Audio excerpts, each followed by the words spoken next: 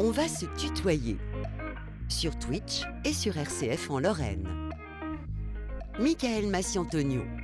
Dernière partie d'On va se tutoyer en direct sur RCF en Lorraine et au www.twitch.tv/RCF en Lorraine. Toujours présent en studio avec Apolline Benoît-Gonin, Mohamed Rogby, Matteo Folchetti et Bachir Benamour pour un nouvel entretien sur l'éducation populaire en France et en Lorraine. Un entretien qui va débuter pour pas changer avec une première question d'Apolline. Alors ma première question serait historiquement, d'où vient l'éducation populaire ? Alors, historiquement, l'éducation populaire, ça vient en fait de la Révolution française. Ça vient, on considère en fait comme forme fondateur de l'éducation populaire la déclaration de Condorcet en avril 1792. Donc, c'est un mouvement qui fait suite en fait à la Révolution française tout simplement. D'accord, et à qui ça s'adresse ? En fait, à qui ça s'adresse, ça s'adresse à peu près à tout le monde. C'est vraiment quelque chose qui s'adresse au peuple, c'est très populaire en fait. Bachir, peut-être que tu as quelque chose à ajouter, je te vois regarder Mathéo. Au-delà pour la population, on va dire que ça s'ouvre de nos jours et actuellement plus à des enfants en fait. On va vraiment partir de ces enfants pour bâtir notre avenir en fait. Et l'éducation populaire, c'est quelque chose qui est développé partout dans le monde ou pas du tout ? Oui, c'est développé globalement partout dans le monde. Après, c'est sous plusieurs formes. Tu as plusieurs formes différentes. En France, tu vas avoir une certaine forme. En Belgique, tu vas avoir une autre forme. Après, moi, je suis plus sur la française, tu vois. Je connais la forme française. Après, dans les autres pays, ça va être plus complexe. Eh bien justement, qui se charge de l'éducation populaire en France ? Alors, qui se charge de l'éducation populaire en France ? Ça a été réformé incessamment sous peu et c'est le ministère de l'Éducation nationale qui est devenu avec le ministère de la Jeunesse et des Sports. Du coup, voilà un peu le grand ministère. Et dans nos régions, en fait, si vous voulez, par exemple en Lorraine et en Meurthe-et-Moselle, c'est la Dragesse. C'est la Dragesse qui gère un peu tout ça.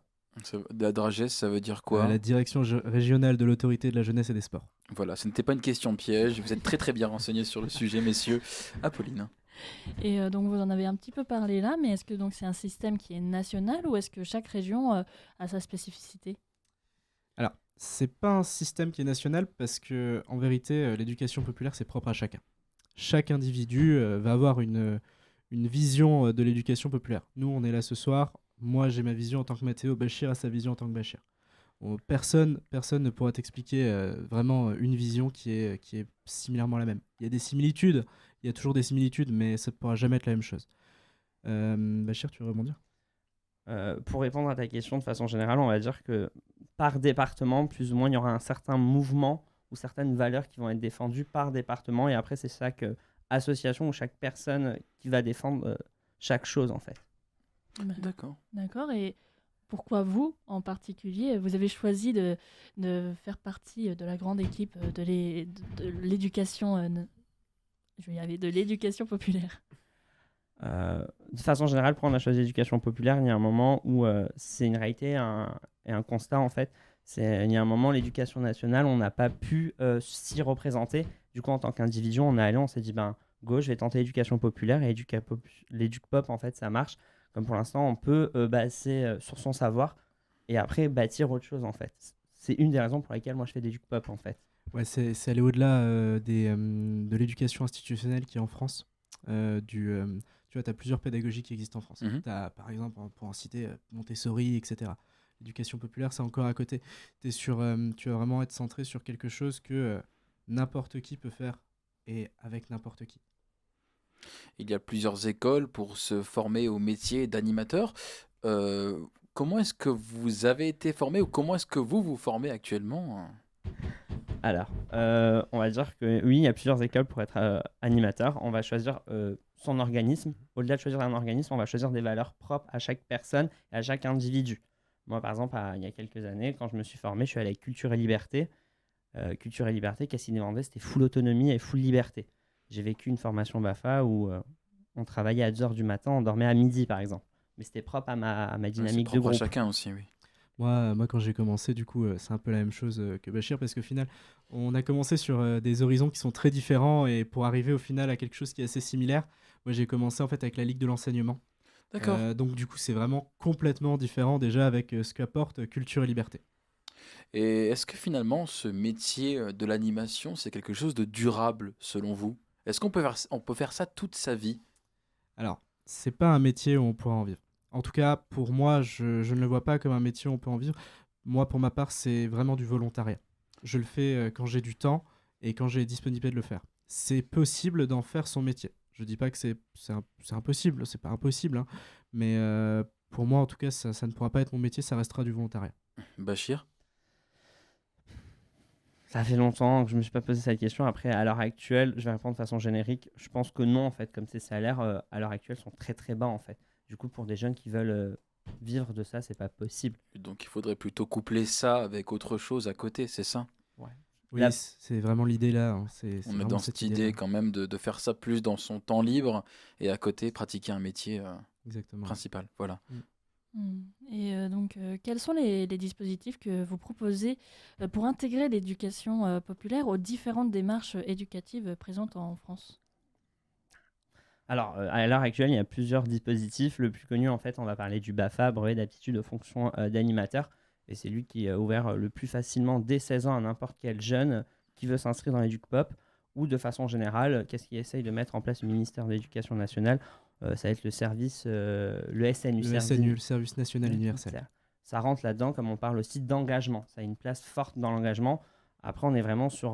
ça fait 5 ans qu'on essaye ça, et ça fait 5 ans, ça va pas de l'aile, mais on essaye un peu de trouver sa place à ça. Mais c'est un peu les deux façons-là qu'on va trouver pour trouver son engagement. Ou après, si on veut faire de l'éducation populaire, on se trouve une asso et on va faire de l'éduc-pop. Mathéo, tu as peut-être quelque chose à ajouter? Non, pas spécialement. Il a tout dit. Je suis exactement ce que dit Bachir. C'est vraiment, si vous voulez faire de l'éducation populaire, trouvez une asso qui fait de l'éducation populaire et mettez-vous à fond. Genre, c'est vraiment ça, pour faire ça, c'est ça. Parce que c'est quelque chose qui est qu'on peut retrouver du coup dans des associations majoritairement. Ah oui, oui, ce sera majoritairement dans des associations. Après, ça peut être sous d'autres formes, donc comme par exemple le disait Bachir avec le SNU, mais Oui. c'est vraiment majoritairement des associations. D'accord. D'accord. Et est-ce que l'éducation populaire organise des événements particuliers sur des thèmes précis? Après, ça, on va plus parler sur ces thèmes bien précis. Ça va tout dépendre en fait si on est rattaché à une association ou un organisme. Par exemple, pour Mathéo et moi-même, on est rattaché à l'UFCV. Et Union l'UF française des centres de vacances. Voilà. Et Mathéo qui et cette UFCV nous permet à nous, en fait, de nous retrouver en tant que formateurs, comme on est aussi formateur BAFA, du coup, en Oui. plus d'avoir cette casquette D'accord. multiple. Et ça nous permet à nous, en fait, de nous former sur certains sujets qui sont bien précis ou de partager notre envie juste qui est d'EducPop, se retrouver autour d'une table et débattre de plein de choses. Ouais, carrément. En fait, on est sur une idée de... On forme des personnes, donc avec cette casquette de formateur, mais en fait, en même temps, on reçoit beaucoup des autres personnes. D'accord. Mais l'éducation populaire serait pas un petit rapport avec l'art par hasard, selon vous? Si, mais encore une fois, c'est à voir. Parce que ça dépend en fait de l'organisme, les valeurs qu'il va apporter. L'association, si elle porte des valeurs sur l'art, le but de ton association, c'est de promouvoir l'art moderne, promouvoir l'art contemporain. Là, effectivement, tu vas aller sur une idée où, oui, effectivement, on va parler d'art. Tu as des associations qui ne le proposeront pas forcément, et là, à ce moment-là, c'est encore différent. Bachir. Toi, tu défends la valeur, moi, j'ai plus défendre la métaphore que tu as essayé de faire, Ah. dans le sens où là, en fait, c'est peut-être un tableau et chaque personne de cet individu d'éducation populaire va mettre un point ou quelque chose dans notre tableau, et du coup, ouais, ça peut être un milieu artistique. Il y a eu différentes formes d'éducation populaire à travers les époques et différents points de vue qui se sont créés avec le temps aussi. Comment expliquer tout cela? Ouais, t'as eu différents courants d'éducation populaire. Le courant avec la Ligue de l'enseignement, le courant christianisme. T'en as eu plusieurs à travers les époques. Aujourd'hui, elles sont toujours présentes, hein, tu peux facilement le voir. Ça rejoint en fait aujourd'hui les organismes. L'UFCV, ça découle d'un courant. On va dire la Ligue de l'enseignement, c'est un autre courant. Les scouts, ça découle encore d'un autre courant. Donc tu le retrouves encore aujourd'hui et souvent c'est inscrit dans les associations. Les associations, tu te retrouves, tu vois en fait de quel courant de l'éducation populaire ça découle en fait. Et est-ce que vous observez une évolution dans les bénéficiaires de l'éducation dans l'éducation populaire? Oui, comme on va dire, de façon générale, plus on évolue, plus on a un public qui va varier, qui va changer. Il y a 5 ans en arrière, on a connu, c'est la réalité, le BAFA Pôle emploi, c'était des jeunes ou des moins jeunes, c'était en réinsertion professionnelle et bim, ils venaient de passer le BAFA. Après, on a connu le BAFA à 16 ans, c'est une réalité de terrain maintenant. Et maintenant, on a une nouvelle vague qui arrive avec notre BAFA à 16 ans, c'est devenu aussi le BFD à 18 ans. Du coup, ouais, le ministère essaye vraiment on va dire, de s'ouvrir et on va avoir cette vague à chaque fois de nouveaux gens qui arrivent et c'est là où on découvre un petit peu la personne propre de chacun. Ouais, il y a des réels changements, hein. Le but aujourd'hui, c'est que malheureusement, la France manque cruellement d'animateurs et d'intervenants dans l'éducation populaire. Donc en fait, l'État fait en sorte de ramener le plus de gens possible en ouvrant de plus en plus les diplômes. Mais après, comme dit Bachir, sur la réalité de terrain, ça devient aussi compliqué de gérer ces flux de personnes qui arrivent. Et donc on parlait tout à l'heure un petit peu des formations, mais est-ce que vous avez des formations qui sont particulières pour devenir animateur et pour permettre à des personnes de bénéficier de l'éducation populaire? Quelles sont les formations que vous proposez en particulier? Après, de façon générale, en formation, on va partir du principe qu'on va être. Les jeunes sont acteurs de leur formation, on va essayer de répondre à tout ce qui va être leurs troubles, si c'est ça que tu attends comme réponse. Et on va vraiment s'adapter à la personne, on va la prendre telle qu'elle pour essayer de répondre à ses besoins spécifiques. Et c'est là où c'est un peu notre rôle en tant qu'éducation populaire, de dire, bon, lui il est comme ça, lui il est comme ça, ben, les deux là, ça fait l'éducation populaire. Il faut que tout ce grand groupe marche à chaque fois. Et c'est un cassement de tête assez régulier. À chaque vacances, on réessaie des nouvelles choses, ça marche pas, on n'invente pas. C'est un peu compliqué. Ouais, le but, c'est vraiment d'intégrer tout le monde et de s'adapter à tout le monde. C'est très important parce que c'est la plus grosse valeur qu'on porte. En tout cas, Bachir et moi, je trouve, au niveau de l'UFCV, c'est vraiment l'inclusion de toutes les personnes dans l'éducation populaire.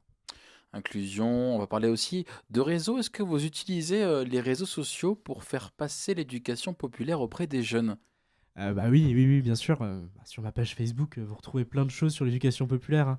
Je repartage à peu près tout ce qui est posté par l'UFCV. Même sur LinkedIn, je partage tout ce qui est posté par l'UFCV.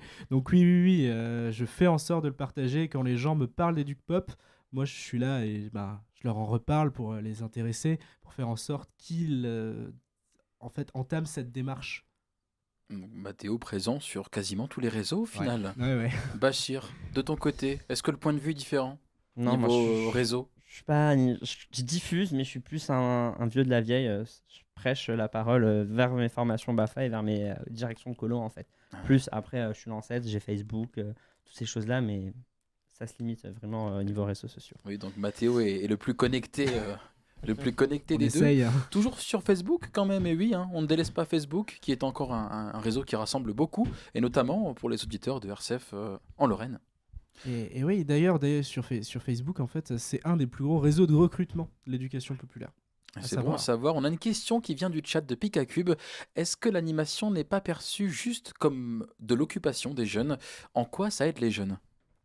Si, il y a des gens qui pensent, enfin surtout des parents, on va dire des parents qui pensent que l'animation c'est ouais, je dépose mes jeunes le matin, je vais les chercher le soir, c'est une garderie. Non, on va vraiment travailler quelque chose avec les jeunes. Quand on porte des valeurs, on l'écrit, on a des objectifs pédagogiques. Quand on fait quelque chose avec un enfant, on fait une activité, c'est qu'il y a un but derrière. C'est qu'on va vraiment chercher quelque chose à travailler avec l'enfant. Bachir? Je suis d'accord avec toi, mais moi aussi je défends en séjour de vacances le libre arbitre de l'enfant, ça fait aussi partie de sa façon d'être. Du coup, être juste acteur de son séjour de vacances permet aussi à l'enfant de se projeter en tant que citoyen de demain, je veux ou je ne veux pas. Ça peut être tout simple aussi les valeurs qu'on défend. Messieurs, il nous reste plus ou moins 2 minutes 30. Quels sont vos prochains projets au niveau de l'éducation populaire? Peut-être que vous avez des projets à venir liés au réseau ou pas? Allez Bachir, on se lance. Dans l'objectif avec Mathéo cet été, on va travailler ensemble et du coup on va diriger un accueil collectif de mineurs tous les deux.